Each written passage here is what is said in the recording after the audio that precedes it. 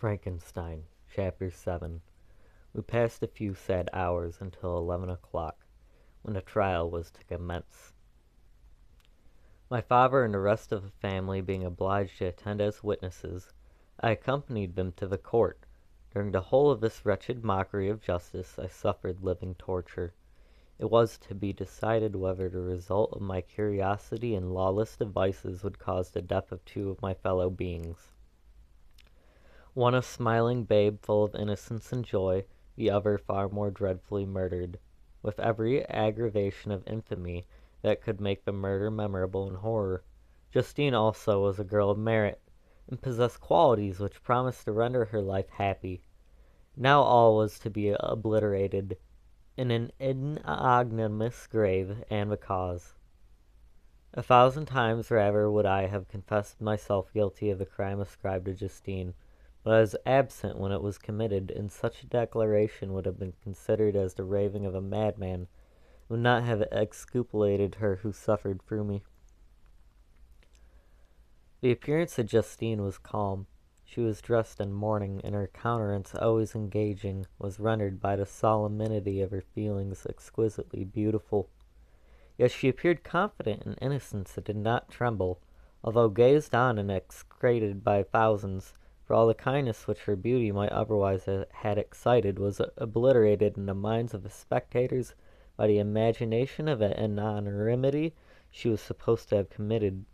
She was tranquil, yet her tranquillity was evidently constrained, and as her confusion had before been adduced as a proof of her guilt, she worked up her mind to an appearance of courage. When she entered the court, she threw her eyes round it, and quickly discovered where we were seated. A tear seemed to dim her eye, and she saw us, but she quickly recovered herself, and a look of sorrowful affection seemed to attest her utter guiltlessness.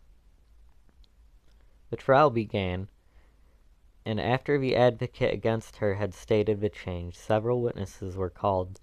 Several strange facts combined against her, which might have staggered anyone who had not such proof of her innocence as I had.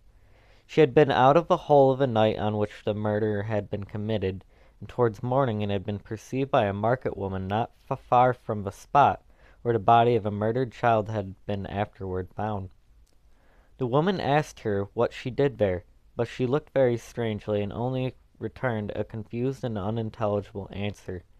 She returned to the house about 8 o'clock, and when one inquired where she had passed the night, she replied that she had been looking for the child, and demanded earnestly if anything had been heard concerning him. When shown the body, she fell into violent hysterics and kept her bed for several days.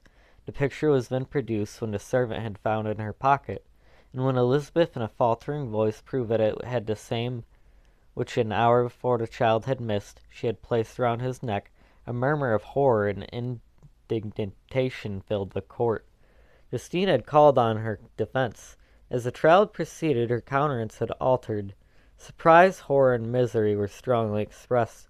Sometimes she struggled with her tears, but when she was desired to plead, she collected her powers and spoke in an audible, although variable, voice. "God knows," she said, "how entirely I am innocent, but I do not pretend that my protestation should acquit me.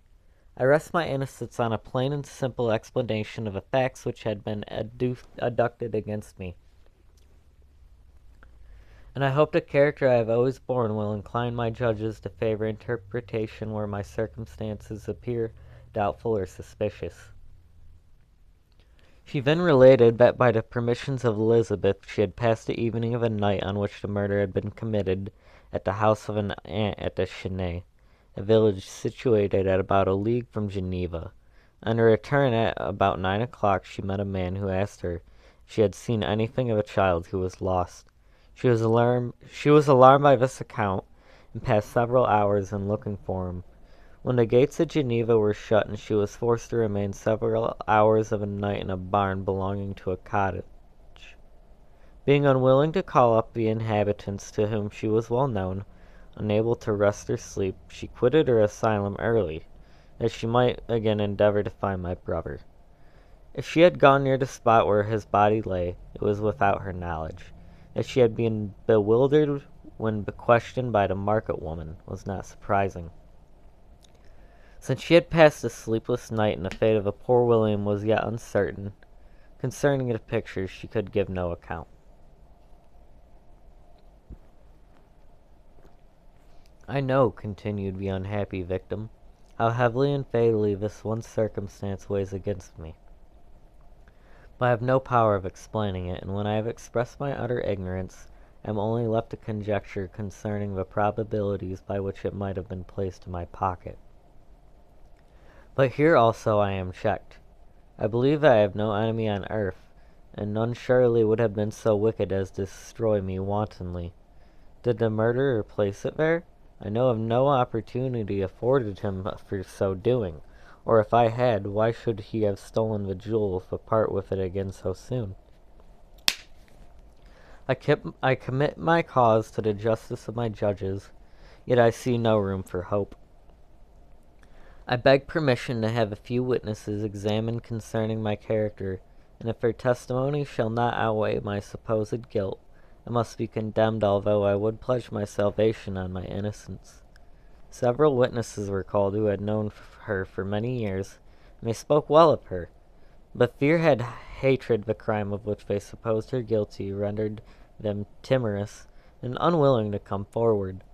Elizabeth saw even this last resource, her excellent dispositions and irreproachable conduct, about to fail the accused. When, although violently agitated, she desired permission to address the court. I am, said she, the cousin of an unhappy child who was murdered, or rather his sister, for I was educated by and have believed with his parents ever since, and even long before his birth. It may therefore be judged indecent in me to come forward on this occasion. But when I see a fellow creature about to perish through the cowardice of her pretended friends, I wish to be allowed to speak, that I may say that I know of her character. I am well acquainted with the accused. I have lived in the same house with her, at one time for 5, and at another for nearly 2 years.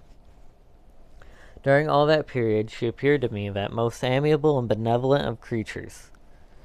She nursed Madame Frankenstein, my aunt, in her last illness with the greatest affection and care, and afterwards attended her own lover during a tedious illness in a manner that excited the admiration of all who knew her. After which she again lived in my uncle's house, where she was beloved by all the family. She was warmly attached to the child who was now dead, and acted towards him like a most affectionate mother.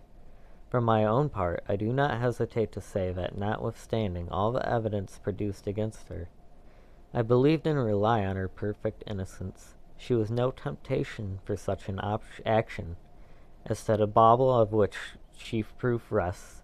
If she had earnestly desired it, I should have willingly given it to her, so much I do esteem and I value her. Excellent Elizabeth, a murmur of approbation was heard, but it was excited by her generous interference and not in favor of poor Justine, on whom the public indignation was turned with renewed violence, charging her with the blackest ingratitude. She herself wept as Elizabeth spoke, but she did not answer. My own agitation and anguish was extreme during the whole trial. I believed in her innocence. I knew it. Could the Damon, who had I not for a minute doubt murdered my brother, also in his hellish sport have betrayed innocence to death and ignominy? I could not sustain the horrors of my situation, and when I perceived that the popular voice and the countenance of the judges had already condemned my unhappy victim, I rushed out of the court in agony. The tortures of the accused did not equal mine. She was sustained by innocence, but the fangs of remorse tore my bosom and would not forego their hold. I passed a night of unmingled wretchedness. In the morning I went to the court. My lips and throat were parched. I dared not ask the fatal question, but I was known, and the officer guessed the cause of my visit. The ballots had been thrown. They were all black, and Justine was condemned. I cannot pretend to describe what I had been felt. I had before experienced sensations of horror. and I endeavored to bestow upon them adequate expressions, but words cannot convey an idea of the heart-sickening despair that I have been endured. The person to whom I addressed myself added that Justine had already confessed her guilt. That evidence, he observed, was hardly required in so glaringly a case, but I am glad of it. And indeed, none of our judges like to condemn a criminal upon circumstantial evidence, be it ever so decisive. When I returned home, Elizabeth eagerly demanded the result. My cousin, replied I, it is decided as you may have expected. All judges had rather than 10 innocent would suffer than 1 guilty should escape. But she was confessed. This was a dire blow to poor Elizabeth, who had relieved with firmness upon Justine's innocence. Alas, said she, how shall I ever again believe in human benevolence? Justine, who I loved and esteemed as my sister, how could she put on those smiles of innocence only to betray her mild eyes seemed incapable of any severity of ill humor, and yet she was committed a murderer. Soon after we heard that the poor victim had expressed a wish to see my cousin. My father wished her not to go, but said that he left it to her own judgment and feeling to decide. Yes, said Elizabeth, I will go. Although she is guilty, and you, Victor, shall accompany me, I cannot go alone. The idea of this visit was torture to me, yet I could not refuse. She entered the gloomy prison chamber, and beheld Justine sitting on some straw at the further end, and her hands were manacled, and her head rested on her knees. She rose on seeing us enter, and when we were left alone with her, she threw herself at the feet of Elizabeth, weeping bitterly. My cousin wept also. Oh, Justine, said she, why did you rob me of my last consultation? I relied on your innocence, and although I was then very wretched, I was not so miserable as I am now. And do you also believe that I am so very, very wicked? Do you also join with my enemies to crush me? Her voice was suffocated with sobs. Rise, my poor girl, said Elizabeth. Why do you kneel if you are innocent? I am not one of your enemies. I believed your guiltlessness, notwithstanding every evidence, until I heard that you had yourself declared your guilt. That report, you say, is false, and be assured, dear Justine, that nothing can shake my confidence in you for a moment but your own confessions. I did confess, but I confessed a lie. I confessed that I might obtain absolution. But now that falsehood lies heavier at my heart than all of my other sins. The God of heaven forgive me. Ever since I was condemned, my confessor was besieged me. He threatened and menaced until I almost began to think that I was the monster that he said I was. He threatened excommunication and hellfire in my last moments, if I continue obituary. Dear lady, I had none to support me. All I looked on me as a wretch doomed to ignominy and perdition. What could I do? If an evil hour I subscribed to a lie, and now only am I truly miserable. She paused, weeping, and then continued, I thought with horror, my sweet lady, that you should believe your Justine, whom your blessed aunt had so highly honored, and whom your beloved was a creature capable of a crime which none but the devil himself could have perpetrated. Dear William, dearest blessed child, I shall see you again in heaven, where we shall all be happy, and that counsels me, going as I am to suffer ignominy and death. Oh, Justine, forgive me for having you one moment distrusted you. Why did you confess? But do not mourn, my dear girl. I will everywhere proclaim your innocence and force belief. Yet you must die, you my playfellow, my companion, my more than sister.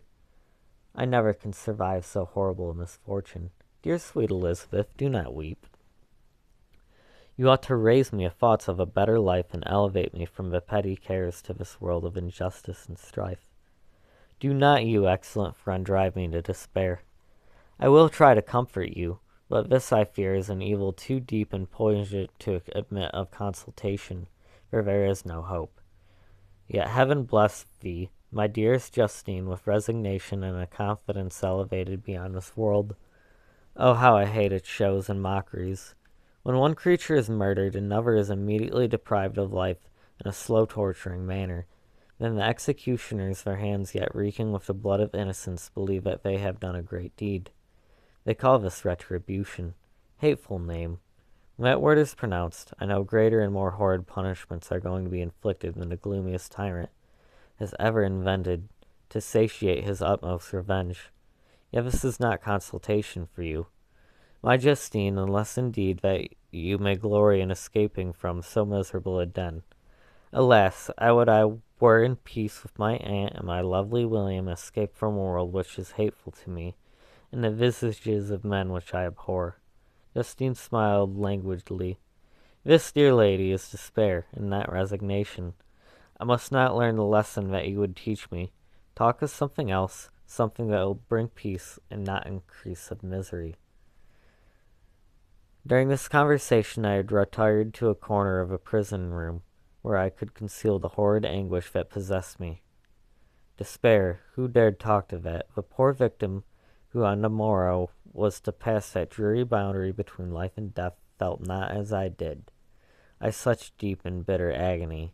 I gnashed my teeth and ground them together, uttering a groan that came from my inmost soul. Justine started. When she saw who it was, she approached me and said, Dear sir, you are so very kind to visit me. You, I hope, do not believe that I am guilty. I could not answer. No, Justine, said Elizabeth. He is more convinced of your innocence than I was, for even when he heard that you had confessed, he did not credit it. I truly thank him. In these last moments I feel the sincerest gratitude towards those who think of me with kindness. How sweet is the affection of others to such a wretch as I am. It removes more than half my misfortune, and as I feel as if I could die in peace now that my innocence is acknowledged by you, dear lady, and your cousin. Thus the poor sufferer tried to comfort others and herself. She indeed gained the resignation she desired. But I, the true murderer, felt the never-dying worm alive in my bosom, which allowed of no hope or consolation. Elizabeth also wept and was unhappy, but hers also was the misery of innocence, which, like a cloud that passes over the fair moon, for a while hides, but cannot tarnish its brightness.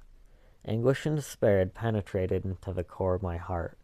I bore a hell within me which nothing could extinguish. We stayed several hours with Justine, and it was with great difficulty that Elizabeth could tear herself away. I wish, cried she, that I were to die with you. I cannot live in this world of misery. Justine assumed an air of cheerfulness, while she with difficulty repressed her bitter tears. She embraced Elizabeth and said in a voice of half-suppressed emotion, Farewell, sweet lady, dearest Elizabeth, my beloved and only friend. May heaven in its bounty bless and persevere you. May this be the last misfortune that you will ever suffer. Live and be happy, and make others so. As we returned, Elizabeth said, You know not, my dear Victor, how much I am relieved now that I trust in the innocence of this unfortunate girl. I never could again have known peace if I had been deceived in my reliance on her. For the moment that I did believe her guilty, I felt an anguish that I could not have long sustained. Now my heart is lightened. The innocent suffers, but she whom I thought amiable and good has not betrayed the trust I reposed in her, and I am consoled. Amiable cousins, such were your thoughts, mild and gentle as your own dear eyes and voice.